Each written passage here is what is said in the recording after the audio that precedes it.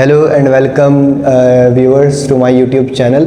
आपको याद होगा मैंने जो इसका प्रीवियस लेक्चर अपलोड किया था यूनिट नंबर 1 मैथ्स ग्रेड 9 का, वो था हमारा रियल एंड कॉम्प्लेक्स नंबर में रियल नंबर के इंट्रोडक्शन पर। इसमें हमने रियल नंबर के दो सबसेट्स के बारे में पढ़ा था, जिसमें मैंने बताया था आपको कि रियल नंबर के जो दो बड़े सबसेट्स हैं उनमें से एक कहलाते हैं रैशनल नंबर्स और दूसरे कहलाते हैं इर्रेशनल नंबर्स। ठीक है, तो रैशनल नंबर्स को मैंने वहाँ पर डीप में डिफाइन किया था, रैशनल्स के बारे में और इर्रेशनल्स के बारे में, और आपको वहाँ पर इंपॉर्टेंट कंडीशंस बताई थी कि जिन कंडीशंस को हम जहन में रखते हुए बहुत इजीली आइडेंटिफाई कर सकते हैं कि हमारे पास रैशनल्स कौन से हैं और फिर इर्रेशनल्स कौन से हैं। ठीक है, तो उसको एक दफ़ा रिमाइंड करवा देता हूँ मैं उसकी बेसिक चीज़ें जल्दी से क्विकली, ताकि आपको वो चीज़ें जो मैंने पिछले लेक्चर में बताई थी वो रिमाइंड हो जाए 1 मिनट के अंदर अंदर। ठीक है, तो आपको मैं बता देता हूँ शुरू से कि रैशनल्स क्या हैं और फिर इर्रेशनल्स क्या हैं। ठीक है, जैसे मैंने लास्ट टाइम भी आपको बताया था कि रैशनल्स की भी मैंने आपको कुछ कंडीशंस बताई थी और इर्रेशनल्स को पहचानने के लिए भी कुछ कंडीशंस बताई थी। ठीक है, तो जैसे हमारे पास नाम है रैशनल, तो अब ज़रा आप इस नाम पे गौर करें। ठीक है, अब मैं रैशनल्स को ज़्यादा समझाऊंगा और फिर जाहिर है कि जब आप रैशनल्स पहचान लेंगे तो इर्रेशनल्स ऑटोमेटिकली आप पहचान लेंगे। रैशनल जैसा नाम से जाहिर है कि ये लफ्ज़ जो है ये रेशो से निकला है। ठीक है, रैशनल जो है ये बेसिकली रेशो से निकला है, और रेशो का मतलब क्या होता है? बेसिकली रेशो का मतलब कहलाता है, what is the meaning of ratio is comparison. यानी आसान ज़बान में अगर मैं आपसे कहूँ कि भाई रेशो क्या होता है, तो रेशो का मतलब क्या होता है? कंपैरिजन, यानी कंपेयर करना। ठीक है, अब ये बताइए मुझे कि कंपेयर जब भी हम करते हैं तो जाहिर सी बात है कंपैरिजन जो है वो सेम चीज़ों का किया जाएगा, मतलब जो सेम चीज़ें हैं उनका कंपैरिजन किया जा सकता है, क्योंकि डिफरेंट चीज़ों का कोई कंपैरिजन नहीं है। मिसाल के तौर पर मैं आपसे बोलूँ कि भाई 8 क्लास का बच्चा जो है उसको ज़्यादा अच्छी मैथ्स आती है बनस्बत KG2 वाले बच्चे के, तो ये कोई कंपैरिजन नहीं हुआ, क्योंकि KG2 वाले बच्चे का लेवल अलग है, उसने अब तक वो चीज़ें पढ़ी ही नहीं है जो 8 क्लास वाले ने पढ़ी है या 8 ग्रेड वाले ने पढ़ी है। तो इसका मतलब कंपैरिजन हमेशा सिमिलर क्वांटिटीज में होना चाहिए। तो कंपैरिजन जो है वो हमेशा किसका होगा? सिमिलर क्वांटिटीज का या सिमिलर वैल्यूज का। मिसाल के तौर पर कि अगर हम फिजिक्स के यूनिट्स की बात करें, केजी है एंड देन जो मैथ्स का यूनिट है और फिर हमारे पास लेंथ का यूनिट है मीटर। ठीक है, अब मैं आपसे बोलूं कि इन दोनों मार्कर में कंपैरिजन कीजिए कि इसके मास का कंपैरिजन इसकी लेंथ के साथ करें कि भाई इसका जो मास है वो मिसाल के तौर पर 3 kg का मास है और इसकी लेंथ जो है वो 2 मीटर की है। इन दोनों को आप कंपेयर करें कि कौन जो है वो ज़्यादा इसमें मैसिव ऑब्जेक्ट है, तो ये कोई कंपैरिजन नहीं है, क्योंकि इसके मास का इसकी लेंथ से क्या कंपैरिजन है? हाँ, लेंथ और लेंथ का कंपैरिजन किया जा सकता है, मास और मास का कंपैरिजन किया जा सकता है। यानी बोले कि भाई ये 2 kg का है, ये 3 kg का है, आप बोलेंगे बिल्कुल ठीक है, क्योंकि इसमें जो रेशियो आएगा या जो कंपैरिजन किया जाएगा वो सिमिलर वैल्यूज में। तो इसका मतलब ये हो गया कि रेशियो जो है वो हमेशा सिमिलर क्वांटिटीज का होता है, सिमिलर वैल्यूज का निकाला जाता है। यानी ये जो कंपैरिजन है, कंपेयर जब भी किया जाएगा रेशियो निकालने के लिए, वो हमेशा सिमिलर वैल्यूज का किया जाएगा। ठीक है, तो सिमिलर वैल्यूज से मुराद यहां पर ये है, जैसे मैंने आपको बता दिया, तो यहां पर इसकी जो मैंने पहली कंडीशन लिखवाई थी आपको याद होगी कि दे आर ऑलवेज इन P/Q, और P/Q को मैंने क्या कहा था? Fraction form. ठीक है, सेकंड वन हमारे पास है where Q should not be equal to 0, यानी हमेशा किस में होंगे? फ्रैक्शन फॉर्म में होंगे, फ्रैक्शन वाली फॉर्म में पाए जाएंगे रैशनल नंबर्स। दूसरा ये कि फ्रैक्शन में तो हैं बट Q को यानी डिनोमिनेटर को नॉट इक्वल टू क्या होना चाहिए? 0 होना चाहिए। ये ज़ाहिर है न्यूमरेटर है और ये क्या होगा हमारे पास? डिनोमिनेटर। तो डिनोमिनेटर हमेशा क्या होगा? नॉट इक्वल टू 0 होगा। तीसरी अहम बात जो मैं आपको बताने लगा हूं यहां पर, जो आप याद रखेंगे, दे आर ऑलवेज इंटीजर्स। यानी जैसे मैंने भी आपको बताया कि रेशो जो है वो हमेशा सिमिलर वैल्यूज का निकाला जाएगा।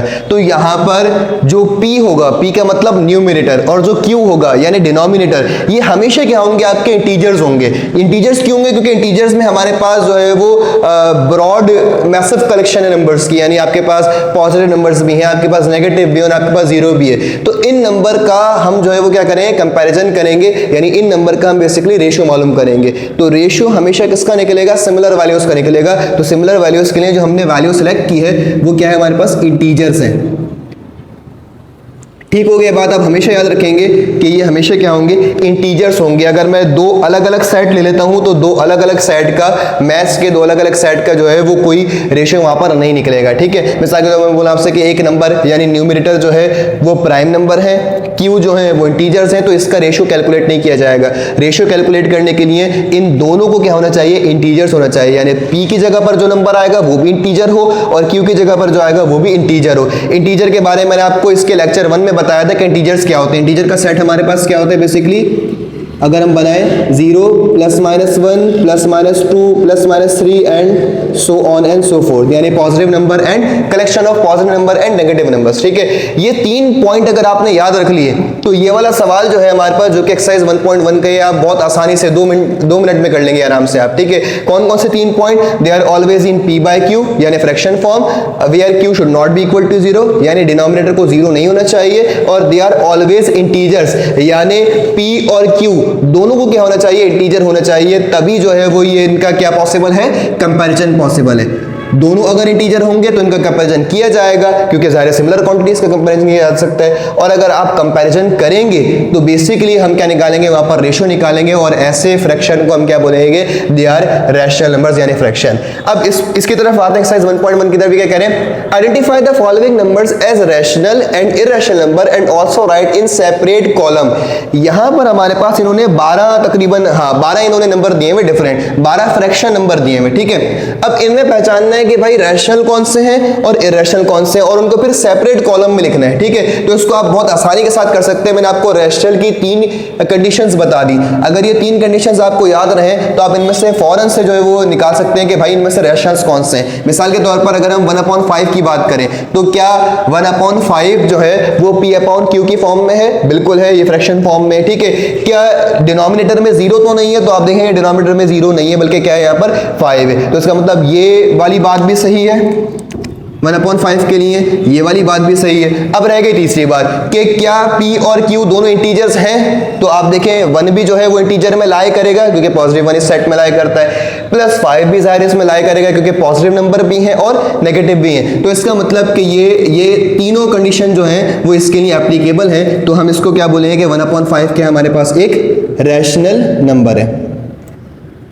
तो देखिए कितना आसान हो गया काम, आपको इन 3 कंडीशंस को याद रखते हुए आप कितनी आसानी से सॉल्व कर लेंगे। अब देखें दूसरा वाला √2/8। ठीक है, अब √2 जो है क्या वो इंटीजर नंबर कहलाएगा। अच्छा पहले इसको पहली कंडीशन से स्टार्ट करते हैं, क्या ये फ्रैक्शन फॉर्म में है, बिल्कुल है फ्रैक्शन फॉर्म में क्योंकि p/q की फॉर्म में तो है ये। ठीक है, डिनोमिनेटर में 0 भी नहीं है, तो मतलब दूसरी कंडीशन भी सही है। लेकिन क्या तीसरी कंडीशन सही है इसकी, क्या ये दोनों जो है वो इंटीजर्स हैं, तो आप बोलेंगे सर 8 तो इंटीजर है बट √2 इंटीजर नहीं है, क्योंकि इस वाले सेट पर अगर आप नजर डालें इंटीजर के सेट पर तो यहाँ पर कहीं पर भी रेडिकल नंबर का जिक्र नहीं है, यानी कोई भी ऐसा नंबर कि जो रेडिकल साइन के अंदर आ जाए। तो इट मींस ये कि यहाँ पर q तो इंटीजर है बट p इंटीजर नहीं है, यानी डिनोमिनेटर तो इंटीजर है लेकिन न्यूमरेटर इंटीजर नहीं है। तो इस वजह से इस बेस पर, क्योंकि ये वाला नंबर तीसरी कंडीशन को फुलफिल नहीं कर रहा, तभी हम बोले कि √2/8 क्या है, इरैशनल है। तो देखिए कितना आसान काम हो गया कि आपने सिर्फ 3 कंडीशन याद रखी रैशनल्स के लिए, तो आपको दोनों नंबर पता चल गए कि रैशनल्स कौन से हैं और इरैशनल कौन से हैं। अब जल्दी जल्दी करेंगे सॉल्व। देखिए 5/√6, तो 5/√6 क्या होगा बेसिकली,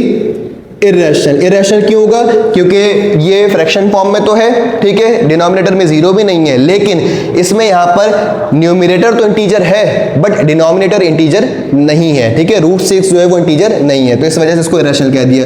2/8 ये प्रॉपर रैशनल नंबर है क्योंकि सिंपल फ्रैक्शन है। ठीक है, सिंपल फ्रैक्शन में आने वाले जितने भी नंबर होंगे वो क्या होंगे, रैशनल्स।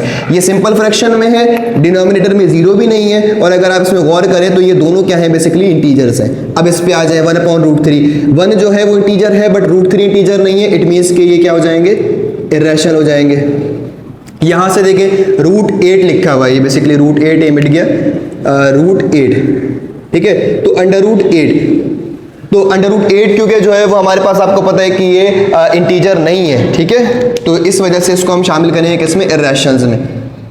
अच्छा, एक बात जो बहुत इंपॉर्टेंट है, जो कि मैंने आपको इसके प्रीवियस लेक्चर में बताई थी, वो क्या कि अगर मैं आपसे पूछूं क्या ये फ्रैक्शन फॉर्म में है, तो ये बिल्कुल फ्रैक्शन फॉर्म में है। क्यों? क्योंकि अगर इसके नीचे कुछ नहीं है तो क्या है, 1। इसका मतलब ये पहली कंडीशन को फुलफिल कर रहा है। डिनोमिनेटर में 0 भी नहीं है, मतलब ये दूसरी कंडीशन को भी फुलफिल कर रहा है। लेकिन रैशनल के लिए शर्त यह है कि ये इन तीनों कंडीशन को फुलफिल करे। तो तीसरी कंडीशन को ये फुलफिल नहीं कर रहा, यानी डिनोमिनेटर में तो इंटीजर है बट न्यूमिनेटर में इंटीजर नहीं है। ठीक है, तो इस वजह से उसको हमने कह दिया ये जो है वो एक इरेशनल नंबर है। अब बाकी नंबर की तरफ आते हैं। ई और पाई।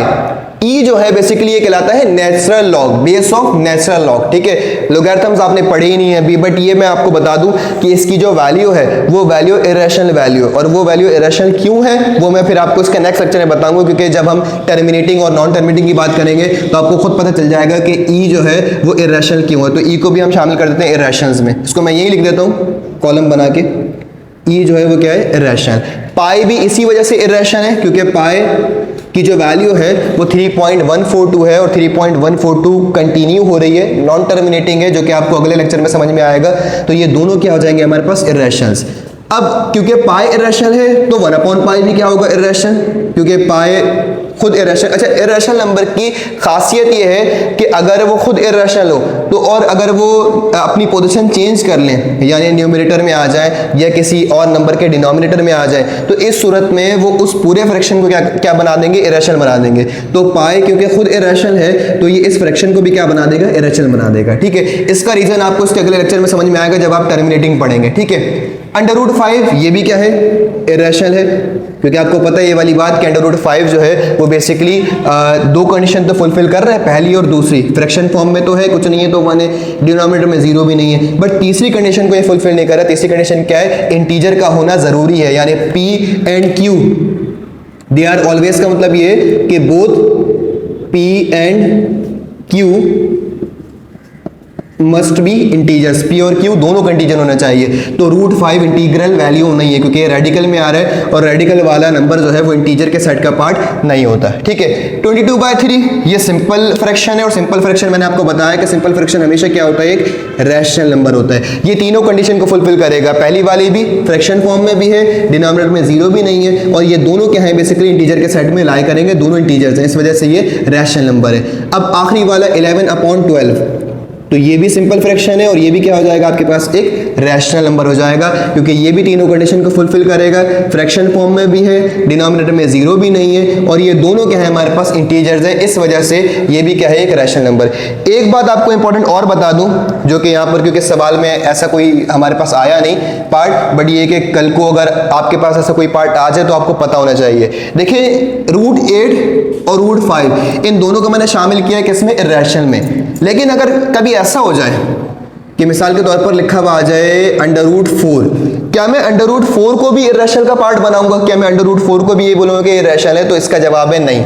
√4 जो है वो इरेशनल नहीं है, यानी √4 जो है वो इस कॉलम में लाई नहीं करेगा जिसमें √5 और √8 लाई करें। इसकी क्या वजह है? इसकी वजह ये है, मैंने आपको पिछले लेक्चर में बताया था कि ऐसे नंबर कि जिनका जो परफेक्ट स्क्वायर्स हो, यानी जिनको जब √रूट में रखा जाए तो वो कंप्लीट सॉल्व हो जाए, और सॉल्व करके एक आपको होल नंबर दे दें आपको, इस वाले केस में आने वाला नंबर जो है वो इरेशनल नहीं होगा। तो √4 जो है जब आप उसको सॉल्व करेंगे तो ये आपको डेसिमल में आंसर नहीं देगा, बल्कि इसका आंसर क्या आएगा, प्रॉपर होल नंबर आएगा, यानी 2 आएगा। तो इसी वजह से अगर कभी √4 आ जाए, √9 आ जाए, √16 आ जाए, √25 आ जाए, तो ये सारे के सारे नंबर जो हैं वो लाई करेंगे किसमें, रैशनल में। तो उसको अभी यहीं तक ही रखते हैं। नेक्स्ट लेक्चर में हम पढ़ेंगे इसके नॉन टर्मिनेटिंग के बारे में, टर्मिनेटिंग के बारे में, और फिर इसका जो अगला सवाल है एक्सरसाइज का वो कवर करेंगे। कोई चीज़ नहीं समझ में आई पूछ लीजिएगा। Thank you so much.